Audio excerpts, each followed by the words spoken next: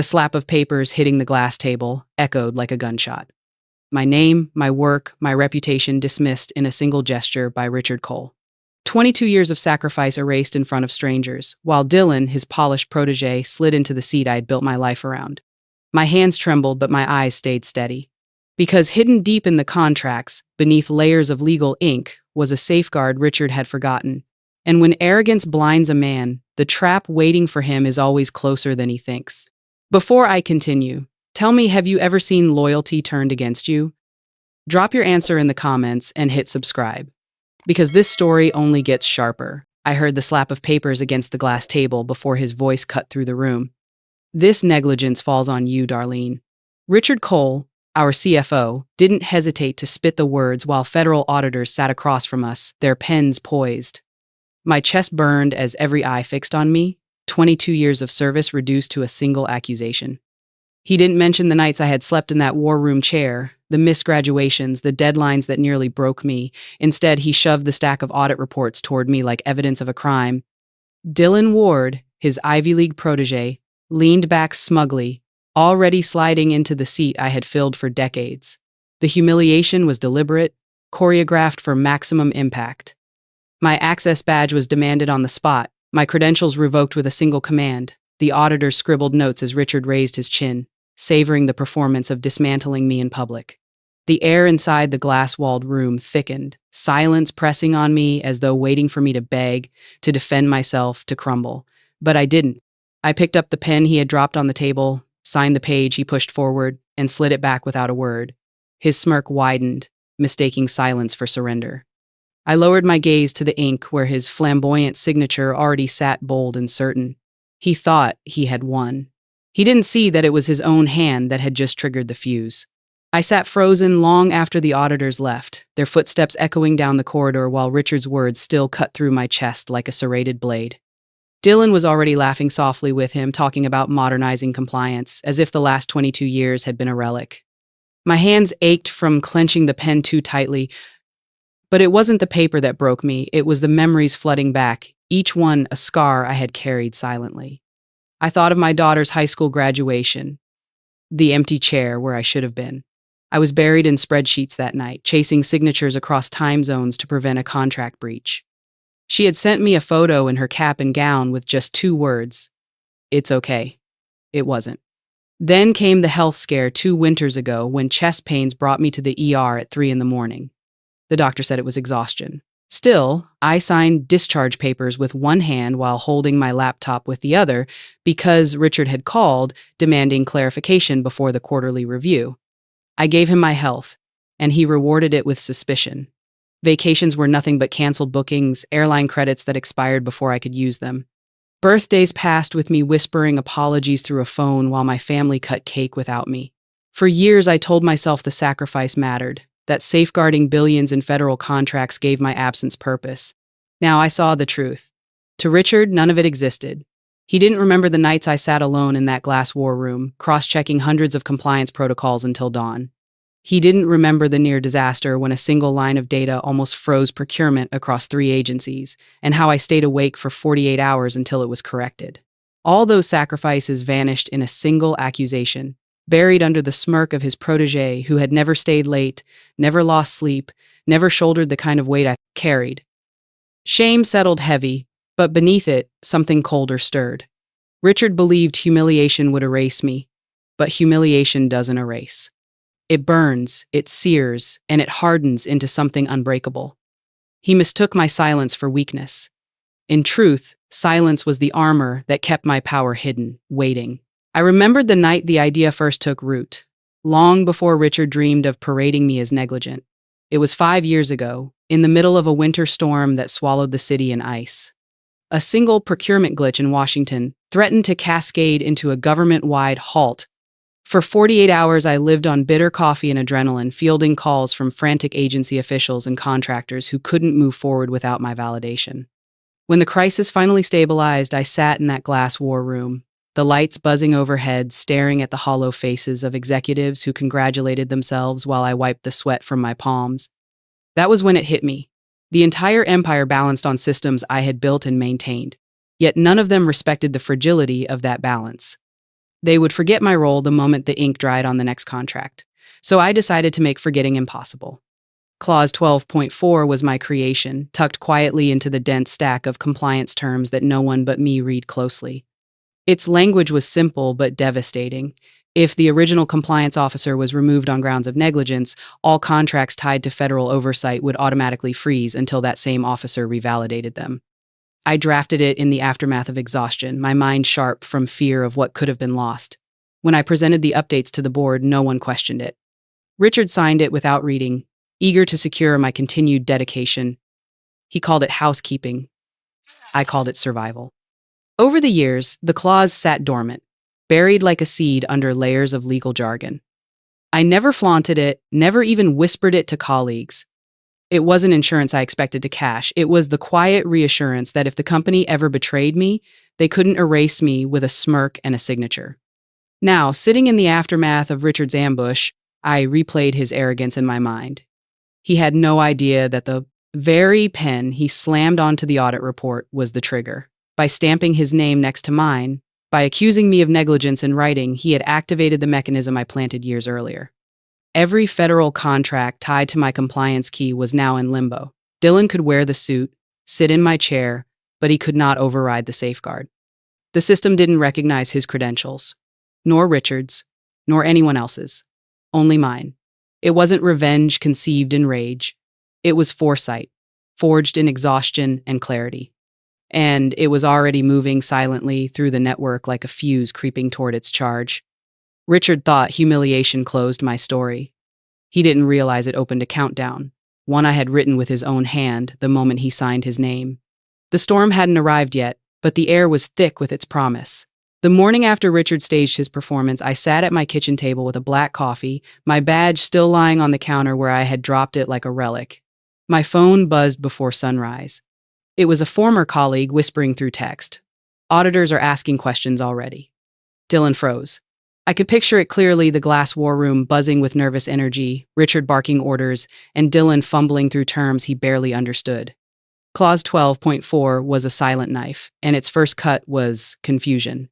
By mid-morning, the first formal email from a federal office arrived in my inbox, mistakenly still CCing me. The subject line was clinical but sharp. Pending validation, original compliance officer, required. The words glowed like a verdict. Richard must have thought it was a technical hiccup, something IT could smooth over.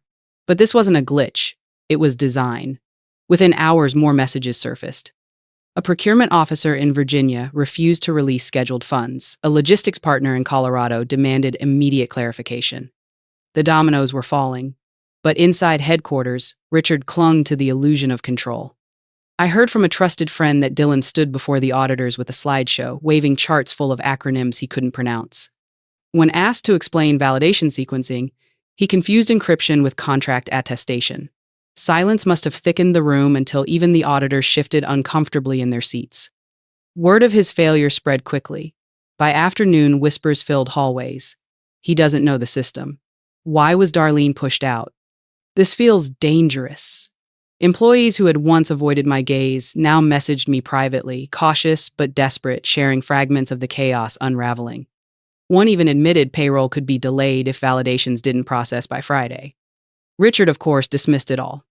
He told staff the contracts were secure, that IT would patch the system, that Dylan represented the future of compliance. But arrogance can't plug holes in a dam already cracking. Each federal delay hardened into a stoppage. Each unanswered email stacked into evidence. Social media caught scent by evening. A leaked screenshot of Dylan in the war room, face pale, caption number compliance crisis. The hashtag spread fast, industry insiders speculating on contract freezes. For me, the shift was electric. Yesterday I was invisible, discarded with a smirk. Today, the company's lifeline trembled in my absence. The humiliation I carried was no longer just mine, it was Richard's, though he didn't know it yet. He believed he had silenced me. In truth, silence had become my loudest weapon. And as Dylan stumbled through jargon and Richard barked denials, Clause 12.4 tightened its grip, pulling every thread of the empire taut. Cracks were no longer invisible hairlines. They were spreading fractures, visible to anyone who dared look. The room that once exiled me was now suffocating them. And the collapse had only begun. By the second day, what began as isolated questions had turned into a storm. The first stop work order arrived from the Department of Defense, halting a $200 million program that had been my responsibility for years. The language was merciless. Validation required original compliance officer not present. Within hours, similar notices cascaded from 3 other agencies, each citing the same clause that Richard had blindly triggered. Overnight, more than $1 billion in active contracts were frozen.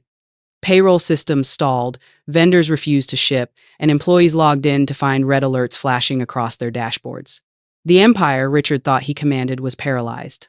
Inside headquarters, the panic was palpable. Friends fed me fragments from the chaos assistants sprinting down hallways with folders clutched tight, conference calls stretching into the night with no answers, Dylan attempting to reassure regulators only to misstate basic compliance protocols until they cut him off. Employees whispered that he looked pale, sweat soaking through his shirt as he stumbled through acronyms like a child reciting a foreign language. And yet Richard clung to bravado, insisting to the board it was a technical error. Promising a resolution within hours. But hours became days, and every day without my validation deepened the damage. The media seized the story by midweek. Business networks flashed headlines. Federal contracts frozen, Veriton in crisis. Reporters speculated on compliance failures, dragging Richard's name across tickers while Dylan's photo, smug from the day of my dismissal, was repurposed as a meme. One image paired his confident grin with the caption, "Work hard, crash harder." Another compared his Ivy League diploma with screenshots of halted payroll messages. The internet smelled blood, and it didn't stop. Hashtags erupted. Number, bring back Darlene. Number, compliance collapse. Employees fueled the fire themselves, leaking internal memos that showed unanswered regulator demands. One post went viral. They fired the woman who held this place together. Now, nothing works. The public outrage was merciless, a digital mob turning Richard's arrogance into a bonfire. Investors panicked. Shares plummeted by double digits in a single day. Phones at headquarters rang without pause. Angry directors, regulators demanding explanations, vendors threatening lawsuits. Richard's voice carried down the hallways, shouting orders no one could fulfill. Dylan disappeared from public view, shielded by Richard, but unable to escape the whispers. He's drowning. He doesn't know the system. For me, watching from outside, it was a strange calm. I didn't need to lift a finger. Clause 12.4 was doing exactly what it was designed to do, pulling every thread of the empire tighter until the whole structure strained under its own weight. The humiliation Richard had tried to force on me was being rewritten in real time. His performance in the war room was no longer remembered for my disgrace. It was remembered as the spark that detonated the collapse. Colleagues who once avoided me now sent quiet messages of support. One simply wrote, "They need you." Another confessed, "We're scared payroll won't land this Friday." I read each one with steady hands, the bitterness inside me cooling into something sharper. Certainty.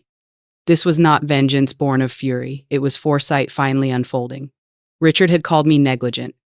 Now, negligence had his signature all over it, projected across every boardroom screen, etched into every stop work order, every headline, every viral post.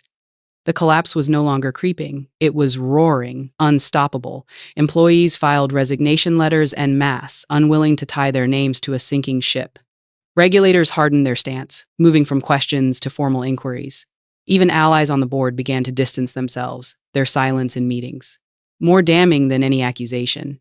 And through it all, Richard still barked promises of resolution, blind to the walls closing in. The man who thought humiliation would bury me had instead signed the death warrant of his own empire. Every domino was falling, and all I had to do was watch as the chain reaction consumed him piece by piece. The boardroom felt less like a place of strategy and more like a courtroom on the verge of sentencing. Executives shuffled in with hollow eyes, the monitors behind them pulsing with angry red alerts, contracts frozen, payroll suspended, regulators circling. Richard stood at the head of the table, jacket off, his once perfect hair now flattened from nights without sleep. Dylan lingered at his shoulder, no longer smug but visibly trembling, clutching a folder as if paper could shield him from reality. When the company's lead counsel dimmed the lights and projected a single document across the wall, the room went still. Clause 12.4, the lawyer said, voice clipped and cold. On the screen, the audit dismissal report filled the space, and there at the bottom, bold as brass, was Richard Cole's flamboyant signature. The counsel's pointer moved slowly to the highlighted section. By accusing Miss Hayes of negligence in this signed report, you activated Clause 12.4 of every federal contract. As written, all agreements are suspended until she personally validates them. Silence fell like a curtain. For several seconds, no one breathed. Richard's jaw worked, but words refused to form. The weight of the clause pressed against the glass walls, inescapable. Then his fury exploded. He slammed his fist on the table so hard the monitors shook. "This is insane! She set us up. I'll sue her into the ground. I'll drag this through court until she begs to come back." His voice cracked at the edges, more desperation than conviction. The counsel didn't flinch. "With respect, there is no path forward in litigation. This clause is airtight, and you signed it yourself. No judge would overturn it." Murmurs rippled through the board. Directors exchanged disgusted glances, some shaking their heads, others leaning back with arms crossed as if already distancing themselves from the man unraveling before them. One director finally leaned forward, voice cutting through the chaos. "So, let me be clear. You accused the only person who held our federal contracts together of negligence, forced her out, and in doing so, handed her exclusive control over more than $1 billion in agreements." Richard opened his mouth but stammered. Another board member's voice carried a venomous calm. "We've been destroyed by ego." Dylan tried to step in, muttering about finding a workaround and outsourcing validations, but the counsel silenced him with a glance sharp enough to wound. "There are no workarounds. Federal contracts recognize only Miss Hayes. The system is locked. Nothing moves until she moves." Investors patched in, remotely erupted, their faces crowding the monitors like furious jurors. "Our stock is collapsing. Why wasn't this flagged sooner? Cole, you've finished us." Richard's shoulders slumped, his bluster gone. Sweat pooled at his temples, his tie hung loose, his eyes darting to Dylan, to the counsel, to the directors, but nowhere found rescue. For the first time, the man who thrived on control looked hollow, smaller than the crisis he had birthed. One of his oldest allies on the board delivered the final blow, his tone flat and merciless. "You didn't just sign Darlene's dismissal, you signed your own death warrant." The room froze under the weight of it. Richard sagged into his chair, his empire crumbling in front of him, undone not by a rival's scream but by his own careless arrogance etched in ink. The silence that followed wasn't just judgment. It was the sound of a reign ending. I never set foot in that war room again. The day the board stripped Richard of authority, my phone lit up not with questions about my failure, but with requests for my help. Federal agencies that had watched the collapse unfold didn't want Veriton's excuses. They wanted my name on their contracts again. I rented a modest office downtown, nothing like the sterile glass tower I had left behind. A single desk, a laptop, and a brass plaque engraved with Chief Architect Darlene Hayes were enough. Freedom doesn't need marble floors, it needs clarity. Calls came from Washington first, then from Virginia, Colorado, and Texas.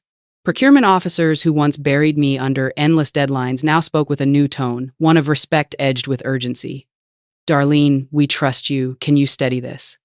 I said yes, but carefully. I chose which doors to open, which alliances to accept, building not another cage, but a platform that belonged to me alone. Richard's fate leaked out in fragments, a resignation announced in sterile language, an investigation looming over him, regulators combing through every decision he had signed. Dylan's presence faded even faster. His polished smile disappeared from social feeds, his title stripped quietly from the company site. He had been a placeholder, nothing more. And placeholders don't survive storms. Meanwhile, Veriton bled from the inside. Departments hollowed out, resignation letters stacked on HR desks, investors fleeing. The empire that had dismissed me with a smirk was dissolving under the weight of arrogance. Yet, I did not gloat. There was no victory parade, no triumphant return. I found satisfaction in smaller moments. The first client who signed with my firm, the sound of my daughter's laughter when I finally made it to her celebration. The mornings when I poured coffee without dread pressing down on my chest. My silence had not been weakness, it had been strategy. Revenge had not been rage, it had been foresight. Richard believed he owned me. The truth was he had only ever rented my labor, and the lease expired the moment his arrogance met the safeguard I had written. Now my work belonged to me, my time belonged to me, and my name was no longer a whisper hidden in footnotes. It was a signature that carried weight across an entire industry. The collapse of Veriton wasn't my downfall. It was my release. And in that release, I found the one thing 22 years of loyalty had never given me: freedom on my own terms. Looking back, I understood the mistake had never been mine. It belonged to those who believed loyalty meant ownership, that decades of sacrifice could be tossed aside with no consequence. Richard thought humiliation was the final chapter, but arrogance blinds men like him to the safeguards written by those who do the real work. Clause 12.4 wasn't crafted out of vengeance. It was born from exhaustion, from the night I nearly collapsed keeping their empire intact. I wrote it because I knew one truth: power must always be balanced by accountability. They never saw it because they never cared to look. The lesson is simple but sharp. Blind loyalty is not protection, it is erosion. Systems built without safeguards collapse the moment pride replaces prudence. My silence was never surrender, it was design. When Richard accused me, he believed he stripped me of power. In reality, he handed me proof that foresight always outlives arrogance. Today, my name is tied not to the humiliation of that glass-walled war room, but to the contract still standing because I refused to let accountability be erased. People call it revenge, but it never was. It was foresight doing its quiet work, turning their own signatures into shackles. If there is a truth I want carried forward, it is this: revenge doesn't roar, it whispers. It lives in the patience to prepare, the courage to embed protections where no one else bothers, the clarity to know that when betrayal comes, and it always does, the collapse will right itself. My story isn't about what Richard took from me, it's about what arrogance gave back. And in that exchange, I didn't just survive. I built freedom. I learned the hardest way that silence can carry more power than shouting. Richard's betrayal cost me years of sacrifice, health scares, and moments with my daughter that I'll never get back. Yet it also revealed a truth I had planted long before he humiliated me. Foresight matters more than loyalty. I wrote Clause 12.4 because I knew arrogance would one day collide with fragility, and when it did, I wanted the system to remember me even if people tried to erase me. Richard thought his accusation ended me. Instead, it ended him. In today's American workplace, too many of us give everything: time, health, family, only to be discarded without warning. This story shows why it matters to protect yourself before betrayal happens. You should feel validated knowing sacrifice without recognition is not noble, it's exploitation. Your quiet preparation can be the difference between collapse and survival. Safeguards, documentation, and foresight aren't just busy work, they are anchors. What you build today might be the very leverage that saves you tomorrow. How to get started today. Document your work and contributions. Keep proof of what you've built. Insert safeguards where possible, legal, technical, or procedural, that prevent others from erasing you. Set boundaries with family and health. No company deserves more than your well-being. Practice patience. Revenge is not about destruction. It's about waiting for arrogance to collapse under its own weight. The consequence was clear. Richard's empire fell under the weight of his own ego, while I walked away stronger and free. Revenge by redirection means accountability always finds its way home. Now it's your turn. Share your thoughts in the comments, tell me if you've seen arrogance collapse, and don't forget to like and subscribe so these stories keep reaching people who need them.